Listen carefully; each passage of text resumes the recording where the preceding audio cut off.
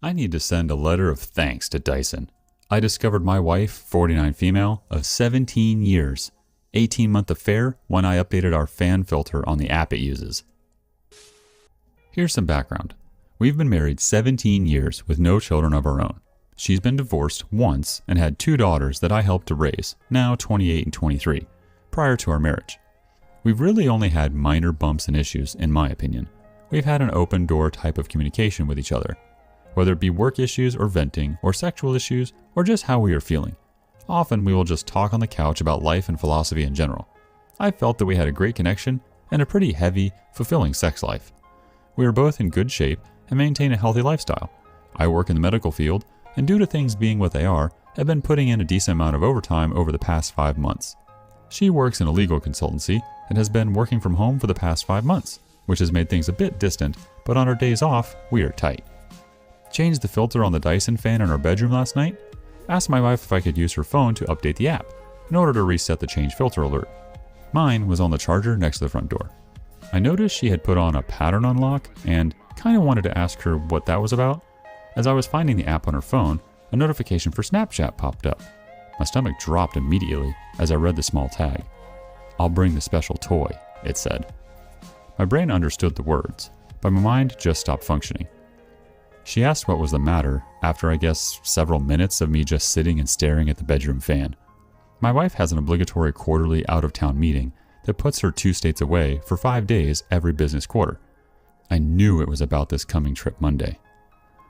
I've perused Reddit for years anonymously. I've read hundreds of stories that began like this, and never once have I thought of being me that would sit on my bedroom floor and be in such a cold, dumbfounded state. I recovered and said, "Oh, just getting info about the IPN router. That's how the fan communicates through the app." I have a Chromebook that she logged into Facebook yesterday. I took a week's vacation short notice. My supervisor is a cool chick, and once I laid it out what I may have discovered and have to do, I'm going to need the time off. I've been up all night reading her chats. She left to go to the office just now, and I made sure the Google location history was on and find my phone was active. I'm so suspicious of everything she does now, I can't look at myself in the mirror. She doesn't know I saw the message notification. I logged on to the messaging system that Verizon uses and have signed in under her number and my name. There are at least 15,000 that date back to February of last year. Messages, memes, flirty pics, and some X-rated ones too. She stopped texting him this way about 3 months ago. Didn't stop texting him, but stopped using the message app through Verizon. I'm guessing they switched to the Snapchat because it's discreet. I'm not on any social media in any way, shape, or form. I am clueless. I just figured out that you can't log into Snapchat through Facebook. But it just takes an email and password. And she has used this Chromebook to do that. Hell, she used it just 3 nights ago lying in bed next to me rubbing my back while I went to sleep. She messaged him and sexted him lying next to me. It's a younger man from work. He is married and has 3 young children. He and his wife have Facebook. I've met him twice. Shook his hand. I'm at a complete loss again and have wandered my house that I custom built for her for hours. I almost can't feel anything. What little that I am processing is just white hot rage. I logged on Snapchat and there it all was. I have called my best friend who has been divorced 3 times. Don't get me started on his partner picker. He recommended a vicious lawyer. I plan on recording, saving everything. There's pics of them. I'm sure her phone or his has video. I desperately want this to be a bad dream. She said terrible things about me. She's told him my insecurities. She's told him I love you. They have made no long-term plans, so this feels like a purely sexual relationship. It almost makes it better, but also makes it so much worse. Like, she's literally throwing away our life for this. She knows cheating is an absolute deal breaker for me. Our usual routine on the day she leaves for her meetings is I take her to the airport and drop her off with a long goodbye. I can't even think about what I have to do now. My friend says print out the entire thing and see if I can recover things from Snapchat. From what I understand, I can't, unless I have her phone. My plan is to see the lawyer today. I'm paying a ridiculous amount to jump in her appointment line. Get the ball rolling and hopefully have a plan of action from her. I really want to book a flight and follow my wife to the hotel she's staying at and catch her in the act. I have access to her hotel booking options and have put myself as a contact person, so I can get a room key without alerting her. I think I'm just going to log into the messaging apps when I get into town and watch it happen in real time. If I could get the papers ready in time, I'd hand them to her. Instead, I'm just going to hand her the printouts. It's a 600-page PDF. His wife accepted my friend request. I'm debating sending everything now. I am seething. I just don't want to lose any advantage. I'm going to fly there Monday afternoon, log in, and see what they've talked about. Get a room key to my wife's room and drop off the package in a room with my wedding ring. I'm going to sit in the bar and watch my phone blow up. I'm going to call the AP and tell him to meet me in the lobby or bar and to bring my wife down. Then tell him that a similar package has been sent certified mail to his home addressed to his wife, as well as a Facebook message that I plan on hitting send on as I tell him. It feels petty and weak. I want to rage and scream, but I'm helpless. This morning, all I could do was give her a peck on the cheek goodbye. I really can't stand to look her in the eye. I somehow have to get through the weekend. I guess I'm asking, is my spiteful, hate-fueled plan worth it? I just want to inflict pain at this point. I want to hurt her emotionally. I feel eviscerated, emasculated. I will not entertain an apology. This is the one act that is unforgivable. It takes so many steps to cheat on someone. They all can be stopped until the sin is complete. Then it is done. Should I just confront her tonight or catch her? I don't think I'll update. I'm truly thinking about never using social media again and only being with a partner that has a similar outlook moving forward. ETA, I found the special toy. Keep in mind we have a chest full of adult fun devices. It was already in her carry-on. It's one of those remote control vibrators, the ones that can be controlled by an app. It looks expensive. I meet with the lawyer in 90 minutes. Update number 1. I met with a lawyer. She was actually kind, and I dare say compassionate with me. She told me point blank that her job was to represent me in this fight for my future, and my job in all of this was to tell her the complete truth and not make her job harder. I went to Kinko's and printed the file out. Cost $534 for color because I wanted to have the pictures pop. Shout out to Chris at Kinko's for not making a scene when the nudes started coming out. He asked what it was all about, so I told him. He was taken aback, but shook my hand and said sorry. I went home and crashed for about 3 hours, and soon-to-be ex-wife came home around 19:30, usual time. Lawyer said to forget any Hollywood confrontation in a hotel bar, that it would look pretty crazy and not becoming at all. So I'm sorry to all of those people that wanted the high drama. She's right, ultimately. There's 2 routes to take with divorce, contested or not contested. She said I would have to notify my soon-to-be ex-wife that I have retained counsel, and in order to proceed, my soon-to-be ex-wife would have to either contest the divorce or we would go through mediation and file from there. So, she got home about 2 hours ago. I asked her if there was anything going on that she wanted to talk about. She said nothing other than the election. She then asked what was bothering me. I wanted to cry, but truthfully, I was cried out. I said I was curious as to why she had a remote control vibrator in her luggage. The look on her face was actually more telling than anything I've ever seen. She looked panicked, pale. She began to breathe faster, sweat. I asked why she would have something like that. Who had the code and the app to it? She stammered and the tears began. As I pulled out my 3 file folders worth of text exchanges, I asked if the AP's wife would have it. She cried and pleaded that she could explain. I said she had 5 minutes to do it. Of course she couldn't. I told her that my attorney told me to tell her. I also told her to leave. She screamed it was her house too.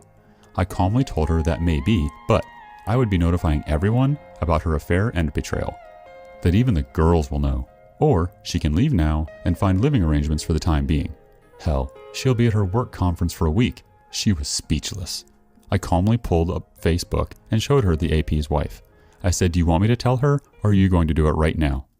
Tears and moaning and pleading with, I love you, and it wasn't supposed to go this far. Then my favorite, you can't do this. I said, well, it looks like I'm doing it, as I sent the AP's wife a message with the file of their escapades on it. I prefaced it with apologies and a brief explanation. I haven't heard back from her. I leafed through the stacks of paper and started reading random excerpts out loud to my soon-to-be ex-wife. I just wish we could spend the day attached to each other, just you inside of me. You feel so much more intense than any other woman I've ever been with. She is still sobbing and asked to talk about us. She says our marriage can withstand her mistake. I told her I would never forgive her. Her word is and that she threw away the last 17 years. I'm still entertaining the whole tell HR thing, and I'm going to tell everyone about her decision to end our marriage by cheating. Thank you to everyone who responded. I feel bad I couldn't respond to all the PMs and responses. I have a therapy appointment scheduled Tuesday. I kind of feel extremely elated. I'm shaking and incredibly low right now. I kind of want to die. The house is pretty quiet except for her crying and moaning. I told her not to come back after her trip. I'm currently sending friend requests and trying to get everyone on my page. I'm just going to send it out to everyone that way. I'm going to wait until the morning to call the girls. I raised them from when they were 11 and 6. They are women now, 28 and 23. I don't know what to tell them or how to handle them. Update 2. To those that kept saying, "That's not how Snapchat works." Yes, you are correct. She had that running in the background. It was WhatsApp. I don't really give a I saw it. I again need to thank Dyson for their app and the kick-ass fan I got from my brother-in-law for Christmas. Here it goes. I'm going to give a deeper background on our situation to help with some perspective on why I feel the way I do. My original post was pretty much a stream of consciousness and felt as disjointed as I did then. I went to college in Las Vegas in the mid-90s. I graduated in 99. I had a blast there. I got around. It was during this formative time I decided to never marry. It is an outdated concept that essentially removes your agency, and I definitely did not want children. When I graduated with my degree in nursing, I quickly excelled in cardiovascular intensive care. I moved home to Texas in 2001 and pursued my master's degree to be an advanced practice RN, nurse practitioner, with a specialization in CV surgery. While I was achieving this, I decided to pursue medical school and shifted coursework to fill in what I needed to apply. It was then that I met my soon-to-be ex-wife. She was a short, chubby, I believe the kids today would call this thick, red-headed firecracker. We met in a code. It was intense, both the attraction and the dating. We were saying I love you within 3 months. She was a mother of 2, remember, I wanted to be child-free, that had been divorced for about 2 years. She was just getting out of an on-again, off-again relationship when we met. We dated for about 2 years, and she slowly introduced her daughters to me, 11 and 6. She sat me down one night and gave me a pretty heartfelt but pragmatic talk about us, or where we were at the time, and what she expected from me, or any other partner. Essentially, she said it was time to either get married or move on. I was still pretty anti-marriage, and she respected that. She was telling me this to give me a chance to think about us and what the future looked like. She had a pretty good point in that we were living together 8 months and even had each other as persons to notify in an emergency. She joked that all that was missing was having each other on our insurance. It was a good, honest talk, and we agreed that we would continue on for a bit more, but I would ultimately have to make the decision. 2 weeks later, I had an acceptance letter to a medical school about 2 hours away. I was ecstatic and crushed at the same time. I had just had my 26th birthday and was about to accomplish a huge life goal. Then I realized I'd never see her or the girls. My self-doubt got the better of me. Being a medical student, then resident, with a fellowship was going to be a roughly 7-year process. All the while, I could not make the money or support the lifestyle we had grown accustomed to. I thought about the prospect of at least 7 years of loans, debt, and work, and losing her. So I declined and switched back to a master's in nursing administration. We got married in July of 2003. It was an intimate and personal ceremony with just immediate family and friends. While my parents adore the girls, rightly so, they have always been standoffish with soon-to-be ex-wife. On Monday, when I told my parents what was happening and that there was a real possibility the girls could stop being as prevalent in their life as they have been, they told me that they still felt that soon-to-be ex-wife was damaged goods being married prior to and forcing me to compromise. That really hit home, and to a certain extent, they are correct. After I graduated, I didn't want to be a manager or director. I'm a hands-on guy that likes taking care of patients. The hospital I was at offered a certification in ECMO and a perfusionist credential. It was a highly competitive application, but I got in. For the past 11 years, I have been doing ECMO and all things related. I have had a blast, and it has been challenging as well as heartbreaking at times. My soon-to-be ex-wife decided about 5 years ago that being an RN on the floor had run its course, and she wanted a more 9-to-5 job that did not involve patients or drama. She got on through a friend at a multi-state legal consultancy that specializes in medical legal suits. She abstracts data from patients' charts and presents it in the manner requested. So that's the setup. On Saturday morning, D-Day +2, I only slept a few hours. I had dark, disturbing thoughts regarding my future and life. I had, still do, thoughts and scenarios of death and violence upon them and myself. I was in the kitchen making breakfast, eggs and toast, when she walked into the kitchen, still bleary-eyed. She asked if I would make her some. I threw it in the trash in front of her. I then proceeded to load up my record player and play music from my youth at an uncomfortable volume to prevent her from trying to talk to me. Real mature, I know. I began pain shopping big time, reading the printout in chronological order. I do and I don't recommend it. By the afternoon, I was done with Black Fang and Danzig. I was listening to Torch breakup songs by Chris Isaak and Ray LaMontagne. She approached again. This time, she was almost indignant, asking what purpose notifying the AP's wife served. I stared at her for what felt like an inappropriate amount of time, a bit dumbfounded. I told her point blank that at least she, AP's wife, would get the chance to make an informed decision about her future instead of compromising and sacrificing for someone that would betray them so selfishly. I guess my message to the AP's wife was received, and things were not good for him. She sat down on the couch and began to tear up and sob. I told her I was cried out, and more correctly, I was so numb that I will do that later when I am done doing what needs to be done. She asked timidly, all indignation and bravado gone from her voice, what else I had to do. I told her to ruin your life and give you the pain I have now. I told her that if she had any respect for me or love me, she would open her phone and show me everything. She refused and said it didn't matter, and all I would do is hold it against her. I said there was a part of me, the completionist in me, that wanted to know. She refused and went to the guest bedroom. I found her HR new hire paperwork from her company. They have a corporate compliance line, and I called and left a detailed message. They, soon to be ex-wife and AP, had discussed client information that also had protected health information with an unsecured, non-approved messaging system. I also informed them that she was his acting supervisor on 2 projects over a certain time that corresponds with the sexually inappropriate messages. Lastly, I said that they both used their subsidized phones to transmit pornographic materials, pics, sexting, videos. That was a big no-no as well.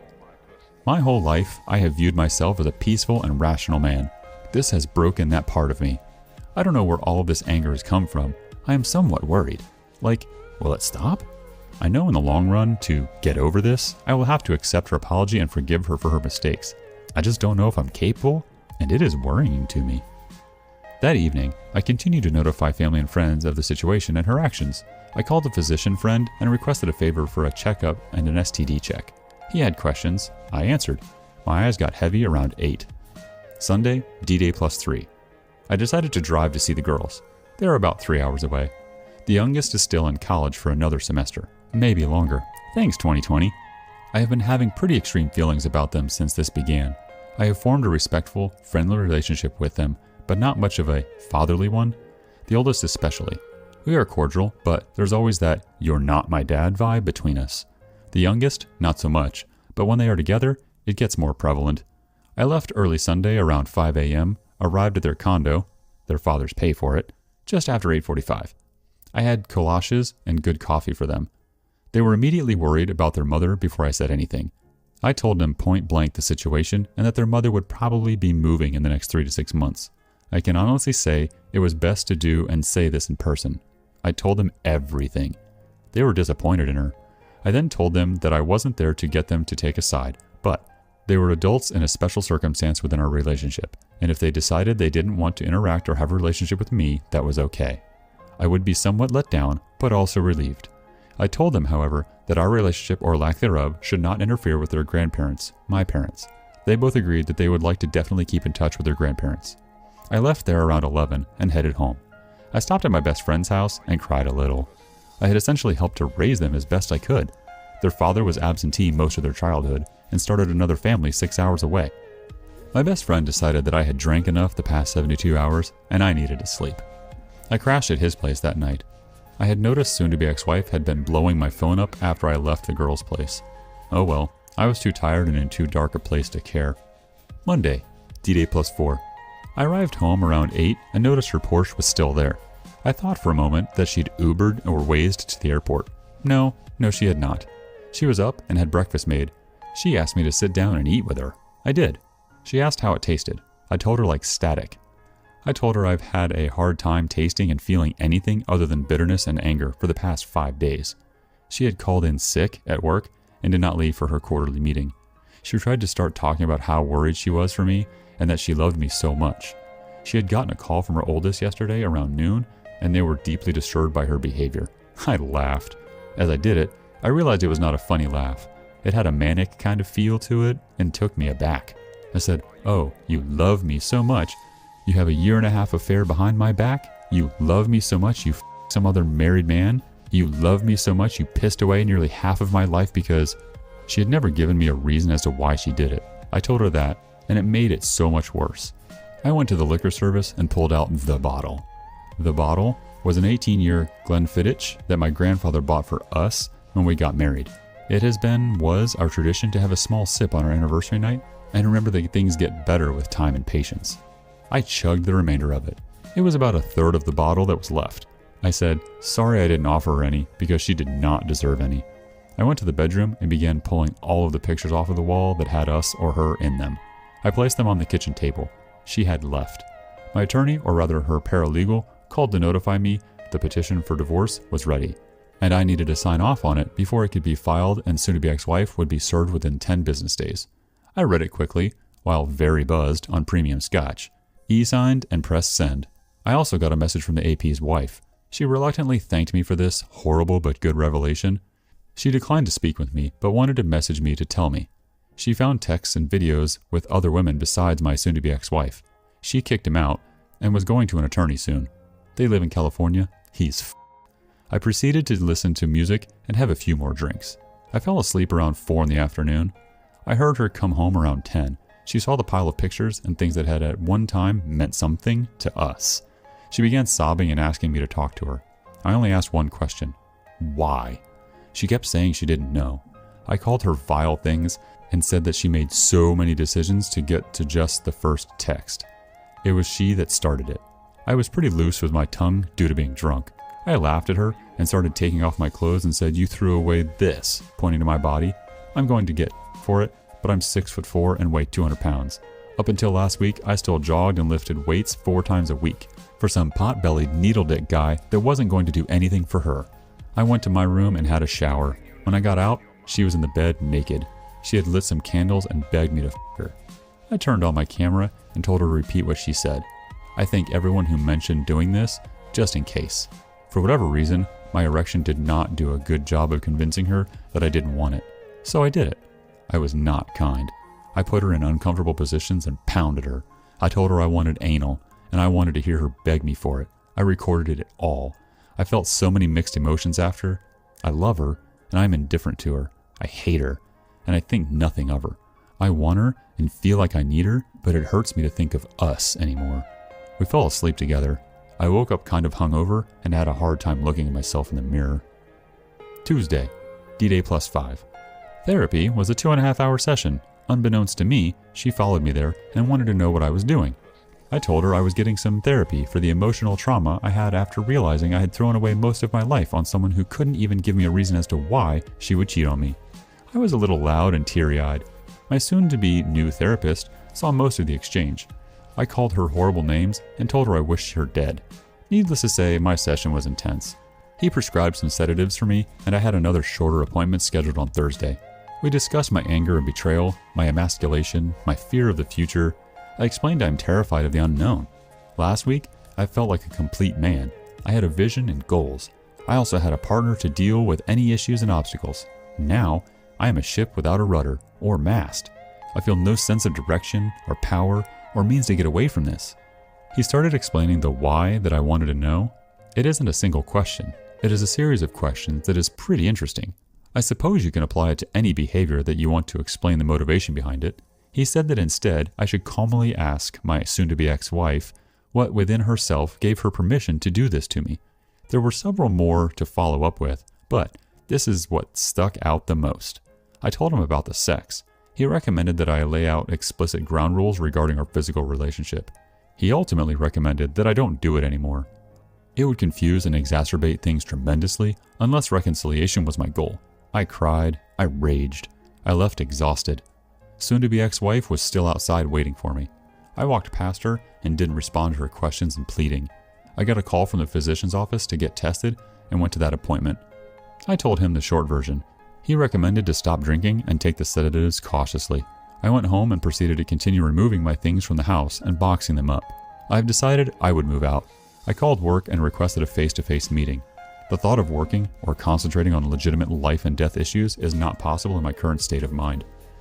I drove to the administrative building at the hospital, met with the team, and formally gave my 6 weeks resignation. I have such a niche, specialized job that 6 weeks is kind of a minimum courtesy. I put it succinctly that my soon-to-be ex-wife's actions had caused a stressful home life, and I would be a detriment to patients, the team, and myself if I continued to remain in this area. I have decided to move away, far away. I got home after picking up some groceries. It has been about a week since I have had more than a mouthful of food and have existed on liquor and not much else. I took both my therapist's and physician's friend's advice and decided to make some food and stop drinking. She was home, sitting in the darkened living room, drinking wine. She had organized the pictures and was looking through them. She had put on makeup and was wearing a date night dress. She had been crying a lot. Her makeup was in bad shape. She got up and tried to embrace me. I pushed her gently away and made a production of pulling out my phone and hitting record. She started crying again. She told me the AP's wife had called her and told her that he had had other women as well as her. She said that she was so much the fool and every derogatory name I had called her was right. She begged me to consider us. I said, why bother? She didn't when she betrayed me. I told her I was sorry that her lies caught her out, but I felt that she was sorry that she got caught, not remorseful for what she did to me. I told her I felt she was sorry that she was going to have to start over, and then she was more upset about that than losing any love she had for me. I said that she abandoned her love for me or us 2 years ago when she decided to do this. I kept piling it on her. I informed her of my call to the corporate compliance line and the specific rules she broke. I didn't raise my voice or act angry. I was shaking a bit, but it was like everything was leaving me in a rush. I felt elated and so low at the same time. I felt empty when I was done. I put up the few groceries I had bought and made a small sandwich, then went to bed. She was there again. I pulled out my phone and told her with the recorder going what my therapist had talked about in regards to sex. Keep in mind, in 17 years, I cannot recall a time when I've refused or declined sex from her. I asked her to leave and sleep in the guest bedroom. She refused. I said, fine, I would then. Wednesday, D-Day plus 6. I woke up and she was curled up next to me. I removed myself and did some light exercises. I have been working on my resume and getting applications out. I might be working in Seattle by the end of the year. I love my parents and will miss being 20 minutes away from them, especially as they are becoming elderly. I can't stay in this city. The thought of running into her after this is over is not something I want to entertain. I want to be free and have no reminders of my sense of loss and my lifetime of compromise.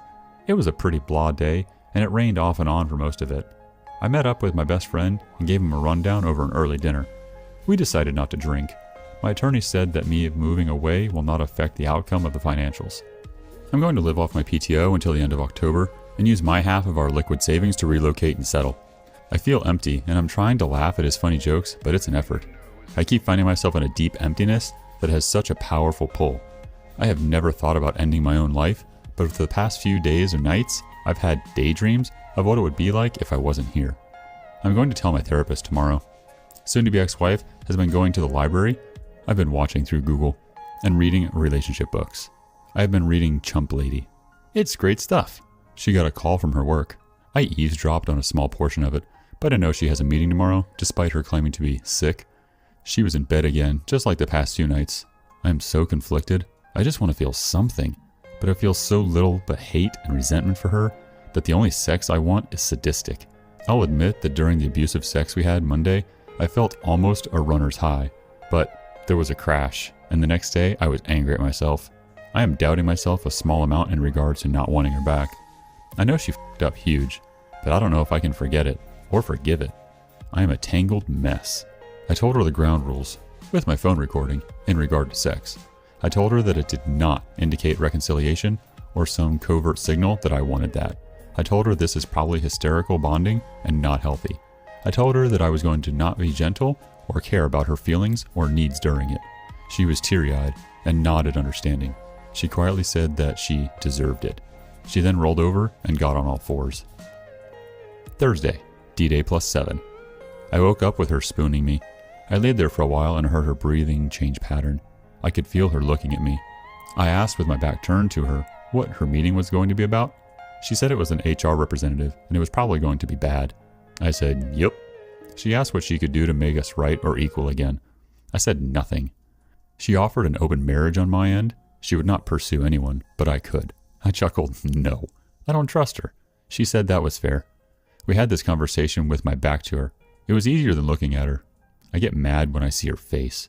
I asked what I did in this marriage that made her so unhappy she did this. She said I was beyond great. I chuckled again. Well, obviously that doesn't matter. She said it was an adventure, like she lived off of the rush. She didn't realize until it was too late that if she got caught or if something went wrong, everyone would be hurt. She said it was a huge relief and an unforgettable pain when I confronted her. I got up and made us breakfast. I went to my therapist and told him my plan with work and already had responses to my applications. I told him everything about soon-to-be ex-wife and the sex. We discussed my suicidal thoughts and talked about the process involved with them. Again, he wasn't judging. He just wanted me to not get confused, or if I did not understand to stop and process. It was only a 1 hour, 55-minute session, and I felt that weird calm again. Like nothing matters for now, everything just is. When I got home, she was sitting in the living room. She told me that she was fired for breach of protocol with client information and violation of the data security protocols. I said, "Oh, that's too bad." I exercised and made a nice dinner. She joined me. We didn't say much. While we were sitting in the living room, she told me that AP had been fired as well. I said, "Good." She told me she has had no contact with him in 5 days. I asked, why not? They were both free now. She could fly out to her soulmate and have all the fun they wanted now. She said I was the only one she wanted. I said, "No, you had all of me, and it still wasn't enough." I told her that in nearly 20 years of work and our relationship, I had been approached and hit on too many times to count. I managed to not fall in love or anyone else. Now, I am so bitter and angry because of the compromises I made. She asked what compromises. I told her. My wanting to go to medical school, but decided to get married and be stable. My not wanting children, but because they were a part of her, I accepted them and compromised. I said I made those compromises for our love. But obviously I had misplaced my trust and love in her. I told her that if I could go back in time, I would tell 26-year-old me to pass her up. She asked again what she could do to bring us back together. I told her that I will not ever compromise for her again, and that means we really can't have a healthy relationship. I told her I would never love her again, and that at best, I would treat her like a sex toy. Otherwise, she wouldn't factor into my plans or thoughts. I told her it was just a week ago. She was the first person I thought of when I woke up and the last person I thought about when I went to sleep. Now, it hurts too much to think about her. I'm going to walk away from this. I feel like it is starting to constantly remind me of things. I cannot thank those kind people I could chat with and who shared their pain and stories that have helped me.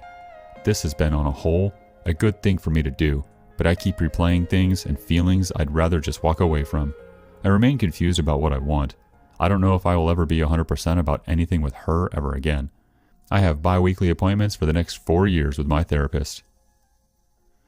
That was a tough read, OP. But ultimately, regardless of what happens, I hope you work as hard as you can to be as close to the person you were before this happened.